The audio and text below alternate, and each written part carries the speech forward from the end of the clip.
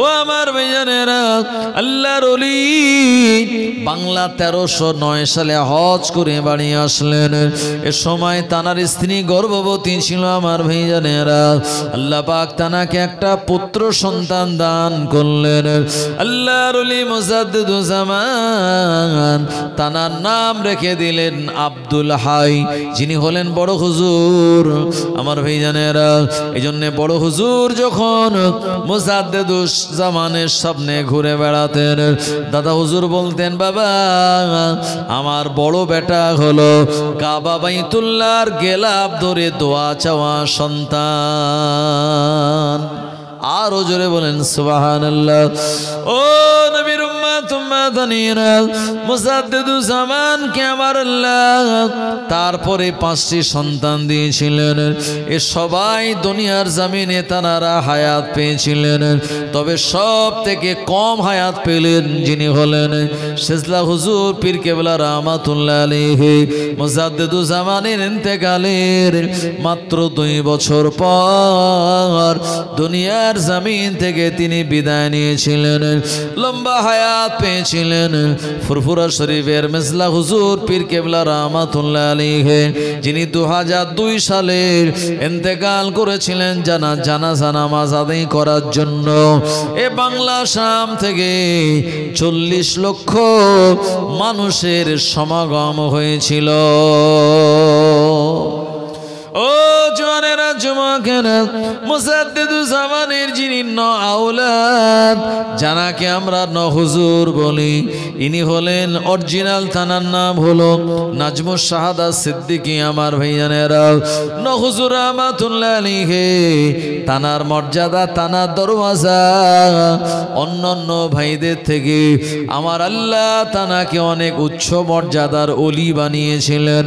আল্লাহর ওলি মুজাদ্দিদুজ্জামান হুজুর রাহমাতুল্লাহ আলাইহি, তিনি যখন দুনিয়ার জমিনে আগমন করেছিলেন আমার ভাইজানেরা, ফজরের সময়, এ সময় আল্লাহর ওলি মুজাদ্দিদুজ্জামানের কানে সংবাদ গেল, হুজুর আপনার ঘরে একটি পুত্র সন্তান জন্মগ্রহণ করেছে, কিন্তু আনফরচুনেটলি দুর্ভাগ্যবশত ওই সন্তানটা মরা, এই বাচ্চাটা মরা হয়েছে হুজুর। কাঁদে না, নড়েও না, চড়েও না। এমন করে দাদি আম্মারা, বাড়ির পরিবারের মহিলারা তারা কান্নাকাটি করে মরা বাচ্চা জন্ম দেওয়ার পর। ও আমার ভাইজানেরা, আল্লাহর ওলি মুজাদ্দিদুজ্জামান কথাটা শোনার পর তিনি মোটেই বিচলিত হলেন না। আল্লাহর ওলি তিনি দুঃখ পেলেন না এবং কবর খোঁড়ার জন্য তিনি কাউকেই কিছু বললেন না। এখন এরকম সময় ফজর থেকে আর বেশ জোহরের আগ পর্যন্ত সময় পেরিয়ে গেল। এই মরা বাচ্চাটার মুখের ওপরে, শরীরের ওপর একটা সাদা কাপড় ঢেকে দিয়েছে, কারণ মরা বাচ্চা নিয়ে আর কতক্ষণ কোলে রাখা যায়, তাকে জমিনে শুইয়ে দেওয়া হয়েছে। আমার ভাইজানেরা, যেহেতু মুজাদ্দিদুজ্জামান তিনি একজন আল্লাহর ওলি, তানার ওপরে কেউ কথা বলতে পাচ্ছেন না, তো অনেকে মনে মনে চিন্তা করছে এই বাচ্চাটা তো মরা হলো, তার কবরস্থ করতে হবে, জানাজার জন্য মানুষকে বলতে হবে, এমন তো কোনো আয়োজন দাদা হুজুর রাহমাতুল্লাহ আলাইহি করেন না। তো হুজুরের কাছে যখন সংবাদ গেল, হুজুর বলেন, বাবা একটু সবর করো, একটু ধৈর্য ধারণ করো। আমার ভাইজানেরা, ও নবীর উম্মত উম্মাতানিরা, জোহরের নামাজের সময় পেরিয়ে গেল, আর ওই হুজুর রাহমাতুল্লাহ আলাইহি তানাকে মরা মনে করে সাদা কাপড় দিয়ে তানাকে চাপা দেওয়া রয়েছে। এই বাচ্চাটা নড়েও না, চড়েও না, কান্নাকাটি করে না। আর ফুরফুরা শরীফের মসজিদে আসরের আজান হলো আমার ভাইজানেরা। ওই আসরের আজান হওয়ার পরে জামাত হলো আমার ভাইজানেরা।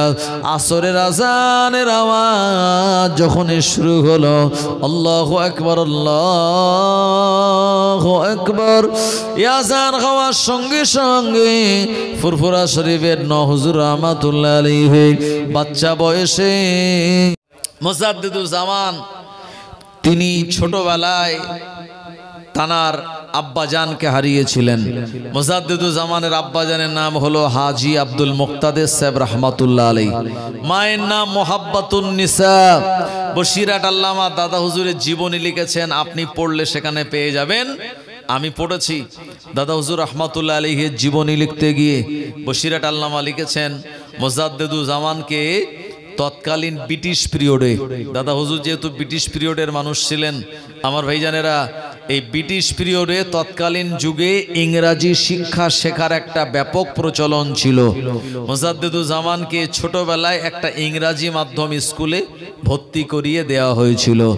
আমার ভাইজানেরা একদিন দাদা হুজুর রাহমাতুল্লাহ আলাইহি ছোটবেলায় স্বপ্ন দেখছেন যে একজন মানুষ ইন্তেকাল করেছে আর সেই মানুষটার জানাজা নামাজে অসংখ্য লোকজন হবে এবং সেই মানুষের জানাজা নামাজে স্বয়ং প্রিয় নবী মুহাম্মদুর রাসূলুল্লাহ সাল্লাল্লাহু আলাইহি ওয়াসাল্লাম তিনি আগমন করবেন। ভাই এখন আপনি যদি সংবাদ পান যে একজন ব্যক্তি ইন্তেকাল করেছে আর তানার জানাজা নামাজের নবীজি আসবেন, ভাই আপনি আমি বাড়ি বসে থাকবো না, সেখানে যাব। এখন প্রিয় নবীর আগমনের সংবাদ তিনি শোনার পরে স্বপ্নের মাধ্যমে, এটা কিন্তু বাস্তব নয়, স্বপ্নে দাদা হুজুর দেখছেন একজন ব্যক্তি ইন্তেকাল করেছে আর তার জানাজা নামাজে আল্লাহর হাবিব হাজির হবেন। এজন্যে আবু বকর দাদা হুজুর রাহমাতুল্লাহ আলাইহি তিনি আগে আগে সেই জানাজা নামাজে চলে গিয়েছেন। আমার ভাইজানেরা ভাই একটু আগে আগে আসবেন, যে জায়গাগুলো আছে ফাঁকা এটা দিতে হবে ঢাকা, না হলে ইবলিস শয়তান আমাদের দেবে ধোকা, আমরা বনে যাব বোকা। একটু আগে আগে চলে আসুন আর একটু মোহাব্বত করে দরুদ শরীফ পড়েন। আল্লাহুম্মা সাল্লি আলা সাইয়্যিদিনা ওয়া আলা আলি সাইয়্যিদিনা। फलक पर चाँद जैसा है नबी का नाम ऐसा है, फलक पर चाँद जैसा है नबी का नाम ऐसा है, दिलों से गम मिटाता है मोहम्मद नाम ऐसा है। ये दिल जब गम का मारा हो मोहम्मद याद आता है, ये दिल जब गम का मारा हो मोहम्मद याद आता है,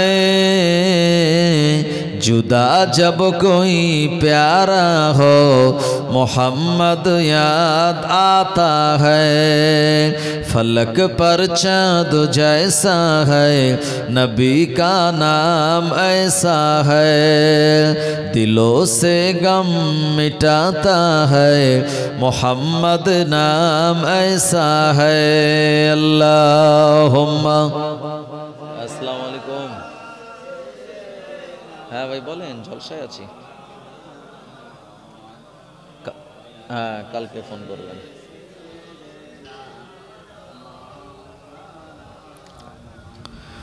ও আমার ভাইজানেরা, জওয়ানেরা, যুবকেরা, আল্লাহর নবী ওই জানাজা নামাজে উপস্থিত হবেন। এটা শোনার পর ফুরফুরা শরীফের মুজাদ্দিদুজ্জামান ওই জানাজা নামাজে তিনি হাজির হয়ে গেলেন। আর জানাজা নামাজে যাওয়ার পর তিনি বারবার খুঁজে খুঁজে দেখেন আল্লাহর নবী কোন জায়গাতে রয়েছে, নবীজির সঙ্গে আমি দেখা করব। কিন্তু না না না, আল্লাহর ওলি মুজাদ্দিদুজ্জামান নবীজির সঙ্গে তিনি দেখা করতে পাচ্ছেন না। শুনছেন এই জায়গাতে আল্লাহর নবী রয়েছে, মুজাদ্দিদুজ্জামান ওই জায়গাতে যায়। ওখানে যাওয়ার পর সংবাদ পায় না না না ওই জায়গাতে আল্লাহর নবী চলে গেলেন। আবার ওখানে যায়, ওখানে গিয়েও মোলাকাত হয় না। এই রকম স্বপ্নের ভিতরে যেন লুকোচুরি খেলা করে। আল্লাহর নবী এমন সময় মুজাদ্দিদুজ্জামানকে লক্ষ্য করে বলেছিলেন আড়াল থেকে, এ আল্লাহর বান্দা আবু বকর, এ আমার উম্মত আবু বকর, আমার সঙ্গে এখন তুমি দেখা করতে পারবে না, তার কারণ হলো তোমার ভিতরে বি জাতীয় কিছু শিক্ষা ব্যবস্থা প্রবেশ করেছে, ওটা বার না করলে পরে তুমি আমার সঙ্গে মোলাকাত করতে পারবে না। দাদা হুজুরের ঘুম ভেঙে গেল। এমন স্বপ্ন দেখে দাদা হুজুর বড় চিন্তায় পড়লেন, সর্বনাশ, এমন স্বপ্ন কেন দেখলাম? নবীজি এসেছেন, জানাজা নামাজে গেলাম, দেখা করব, দেখা হলো না। বরঞ্চ নবীজি আড়াল থেকে এমনটা বললেন। উনি ওনার আম্মা মুহাব্বাতুন নিসাকে বললেন, মা এই ঘটনা। তো মাও চিন্তা করছেন যে এই স্বপ্নের তাবির কি হতে পারে। আমার ভাইজানেরা, ও নবীর উম্মত উম্মাতানিরা, কয়েকদিন পেরিয়ে যাওয়ার পর আল্লাহর ওলি মুজাদ্দিদুজ জামানের আম্মা মুহাব্বাতুন নিসা তিনি স্বপ্নে দেখেন মেদিনীপুরে জানার মাজার আল্লাহর ওলি হাজী মুস্তাফা মাদানী রাহমাতুল্লাহ আলাইহি দাদা হুজুরকে ধরে শুইয়ে দিয়েছেন, আর গায়ে জামাটা খুলে বুকটা ফেড়ে যেন কি বার করে নিচ্ছেন। এ সময় মুজাদ্দিদুজ জামানের আম্মা মুহাব্বাতুন নিসা ভয় পেয়ে বললেন, ওয়াল্লাহর ওলি, না না না, আমার এই বেটার সঙ্গে আপনি এমন করবেন না, আমার এই বেটা তো মারা যাবে। এ সময় হাজী মুস্তাফা মাদানী বললেন, মা, তোমার বেটাকে মেরে ফেলার জন্য এটা করা হয় না, বরঞ্চ তোমার বেটার সিনার ভিতরে কিছু বিজাতীয় শিক্ষা ব্যবস্থা, ইংরেজি শিক্ষা প্রবেশ করেছে, এগুলি আমি সব বার করে দেওয়ার জন্য এমন করে আমি তাকে শুইয়ে দিয়েছি। মুজাদ্দিদুজ জামানের আম্মা মুহাব্বাতুন নিসা তানার ঘুমখানা ভেঙে গেল। ঘুম ভাঙার পরে তিনি বুঝতে পারলেন, আমার বেটার দেখা স্বপ্ন আর আমিও যে স্বপ্ন দেখেছি, দুই স্বপ্নের তাবির হলো একটাই। আমার বেটা আবু বকরকে কোনো ইংরেজি মাধ্যম স্কুলে নয়, তাকে কোনো কোরআন হাদিসের তেলাওয়াত হয় এমন মাদ্রাসায় ভর্তি করানো দরকার। জোরে বলেন। ইংরেজি মাধ্যম স্কুল থেকে তুলে নিয়ে দাদা হুজুরকে মাদ্রাসায় ভর্তি করানো হলো। কোন মাদ্রাসা জানেন? এই ফুরফুরা শরীফ থেকে 5 কিলোমিটার দূর সীতাপুর বলে একটি জায়গা আছে, এই জায়গায় মাদ্রাসায় দাদা হুজুরকে ভর্তি করিয়ে দেয়া হয়েছিল। আমার ভাইজানেরা, তারপরে মাদ্রাসা থেকে কোরআন ও হাদিস শিখে আল্লাহর নবীর সঙ্গে দাদা হুজুরের অসংখ্যবার মোলাকাত হয়েছিল। একটু প্রাণ খুলে বলবেন না সুবহানাল্লাহ। মুজাদ্দিদুজ জামান দাদা হুজুর রাহমাতুল্লাহ আলাইহির টোটাল স্ত্রীর সংখ্যা হলো 8 জন। কতজন? 8 জন। আমার ভাইজানেরা, তো মুজাদ্দিদুজ জামানের এই 8 স্ত্রী টোটাল সন্তানাদি হলো 38 জন, 38। কতজন বলেছি? 38 জন। কিন্তু আমরা জানি 5 জন, বড় হুজুর, মেজ হুজুর, সেজ হুজুর, নওয়া হুজুর, ছোট হুজুর। কিন্তু মনে রাখুন, দাদা হুজুরকে আল্লাহ 5 সন্তান দেওয়ার আগে অসংখ্যবার আল্লাহ তানাকে সন্তান দিয়েছিলেন, কিন্তু এই সন্তানগুলি সব ছোটবেলায় ইন্তেকাল করতেছিল। আল্লাহর ওলি মুজাদ্দিদুজ জামান সারা জীবনে তিনি 2 বার হজ করেছিলেন। একবার হজ করলেন বাংলা 1309 সালে, দ্বিতীয়বার হজ করলেন বাংলা 1330 সালে। আর মুজাদ্দিদুজ জামান দুনিয়ার জমিন থেকে বিদায় নিয়েছিলেন বাংলা 1345 সালে চৈত্র মাসের 3 তারিখে জুমার দিন ফজরের নামাজের সময়। এখন দাদা হুজুর এই বাংলা 1309 সালে প্রথম হজে যাওয়ার পর উনি কাবা বাইতুল্লাহর গেলাফ ধরে আল্লাহর কাছে দোয়া চেয়েছিলেন, ও রব্বুল আলামিন, আল্লাহ,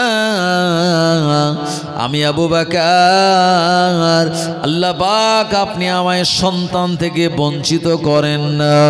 সন্তান আমার হয়, কিন্তু সবাই তানারা ছোটবেলায় ইন্তেকাল করে। আল্লাহ, আমার বংশে প্রদীপ জ্বালানোর জন্য আমার বংশে আপনি আওলাদ দান করুন এবং তানাদের লম্বা হায়াত দিন। ও আমার ভাইজান, মুমিনেরা কাবা বাইতুল্লাহর গেলাফ ধরে দোয়া চাওয়া আমার আল্লাহর দরবারে ওই দোয়াটা কবুল হয়ে যায়। আরো মহব্বত করে বলেন সুবহানাল্লাহ।